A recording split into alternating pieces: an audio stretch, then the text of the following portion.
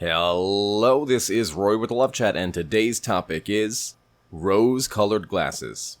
Now, this is video number 265. If you have a question you would like for me to consider featuring on the Love Chat, please write it in a comment below, and if you enjoy my videos, I'd be very grateful if you'd subscribe and hit like. If you would like coaching on your particular situation, just visit my website, thelovechat.net/coaching, and use the code TLC2020 for 15% off all regular voice coaching.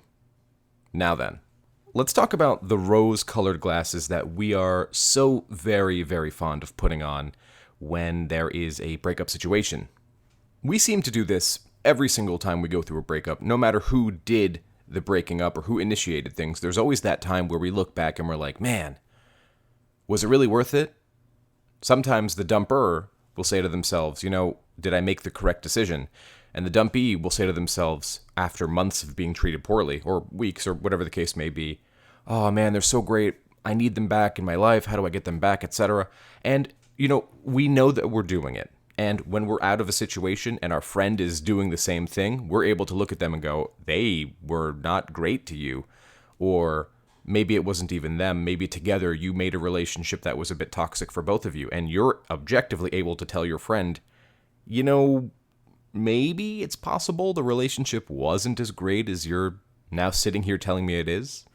And what's ultimately hilarious about this is that we all do it. We all know exactly what we're talking about when we say the rose-colored glasses.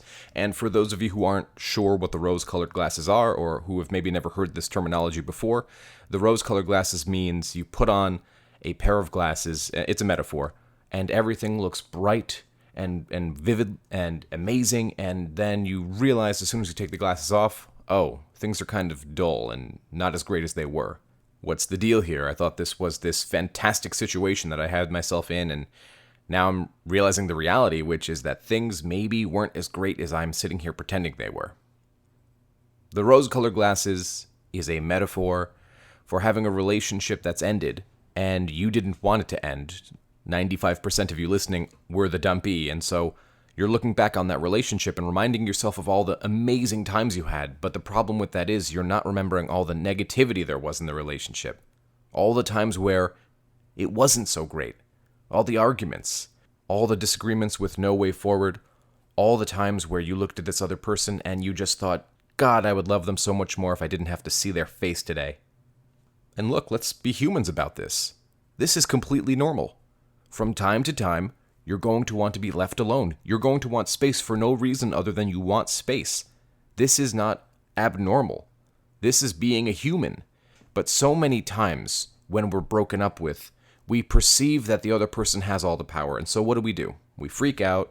We say, oh my God, I need them back. How could they do this? What about all the happy memories? Even though deep down, to a degree, we know we're fooling ourselves. The rose-colored glasses exist to confuse us, to throw us into a state of disarray, a state of chaos where we truly believe that we need them back. We truly believe that if we don't have them, we're not going to be able to achieve happiness. So that's what it is. Now the question turns to, why do we do this? Why does this happen? What is its survival function? And it's basically pretty straightforward, honestly. This one is all about making sure that you stay with your mate, because your mate is exactly who helps you survive the wilderness. Remember, at the end of the day, the luxuries that we get to enjoy today in 2020 didn't exist, hundreds and thousands of years ago. We grew to this point, we evolved to this point, but our brains are still catching up. It still takes millions of years for a species to evolve. And so many of the things that we know deep in our core, our instincts, are geared towards just that, survival. So imagine you're a caveman and your partner is a cavewoman, or whatever the combination is. You have your survival-based jobs. The caveman's job, usually sort of being the big, burly, muscly person, is defend, hunt, etc. The cavewoman, having the correct parts, have a baby, take care of the baby, have the correct emotions to not just leave the child in the wilderness. Good luck, kid. And imagine one of those two parties doesn't do their job. Imagine the caveman disappears one day. Imagine the cavewoman disappears one day. Well, if the caveman disappears and a bear attacks, the cavewoman is kind of screwed. There's no weapons. There's no safety. And if the cavewoman leaves, then the caveman is unable to have offspring. Thus, the human race dies out because we cannot procreate and continue the human race. We have our survival-based jobs. Now look, it's 2020.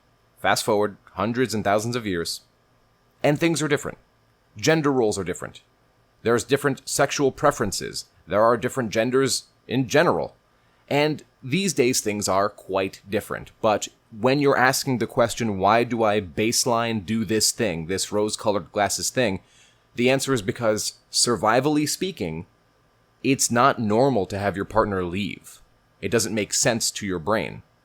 Your brain's geared towards doing several things. Have babies, eat, sleep, survive. Nowhere in your brain did it say, hey, Janice liked Tom's photo on Instagram, you should cause a big fight about it. It just wasn't meant to be this way. So we're forgetting at the end of the day, we are mammals, and mammals are animals, and animals have base instincts. So one of the things your brain is trying to do is to get you to look back and say, hey, remember that person? You need to get back with that person. You need to get back with your mate. You cannot achieve your survival goal if you're not with your mate. Obviously, we know, cognitively, logically, that there will be other mates. And you don't necessarily need shelter in the rocks or protection from the bear. It's 2020, things are a bit different. But, like I said earlier, it takes millions of years for us to evolve as a species. It takes 1 year to get the newest iPhone. It takes 1 year for the newest dating app to come out. Things have changed. So, okay, we know what rose-colored glasses are. We know roughly why it happens. What do you do about it? Well, at the end of the day, the rose-colored glasses phenomenon, and you could call it limerence if you want, but that's not fully correct, is really just making the whole breakup process harder. So the best way I see to get around it is to counter it with logic and facts and what did happen. So this is from Guy Winch. He is a European therapist. He said, it's so funny how when we're going through this, we can remember all the good times, right? We can remember that one time my partner and I ventured up the mountain and made love under the stars, and that's what we'll focus on. But we're leaving out the part where, after that, we drove back down the mountain, got lost for 4 hours, argued in the car, and then didn't speak for 3 days. We only remember the good stuff, so we need to be responsible for ourselves, our thoughts, our emotions, and make it a point to actually go and write down the bad stuff. And I've said to do that before in different videos, and I think it's a really powerful tool. And then every time you think you are re-fantasizing or putting the rose-colored glasses back on, take out the list, add more negative things to the list. The purpose is not to commit some sort of character assassination on your partner or your ex or whatever it may be. The purpose is to find balance, because when you're wearing the rose-colored glasses, balance is the absolute last thing you have. It's so important for us to remember that there is good and there is bad. It is necessary to be able to enjoy and appreciate the other. So when we're going through a breakup and only thinking about all of the amazing memories that you have with this person, it's super important to remember that there is a bunch of really negative memories with this person too. And like I said earlier, the objective is not to shit-talk them or anything like that. The objective is to get you thinking logically, clearly, and fairly, because you understand and realize that a breakup is having you do the exact opposite. A breakup is not looking to play fair with you. Your brain from the Stone Age, like we were talking about earlier, is not looking to play fair. It's looking to get you back with the other person as quick as possible. We understand that the context is different now. We understand that what we needed all those years ago is not necessarily what we need today. What you need today is to be able to trust yourself and love yourself. And so few people have that, and so many people who want it are desperate to find it, but don't know how to. But it starts with the obvious stuff, right? That's why I so often quote things like the gym and the counselor, because if you're not sure which way to go the obvious way, right? Start with the big stuff, the stuff most people want. Most people want a healthy body. Most people want to look attractive. Most people want a healthy, peaceful, quiet mind. So few people actually have it.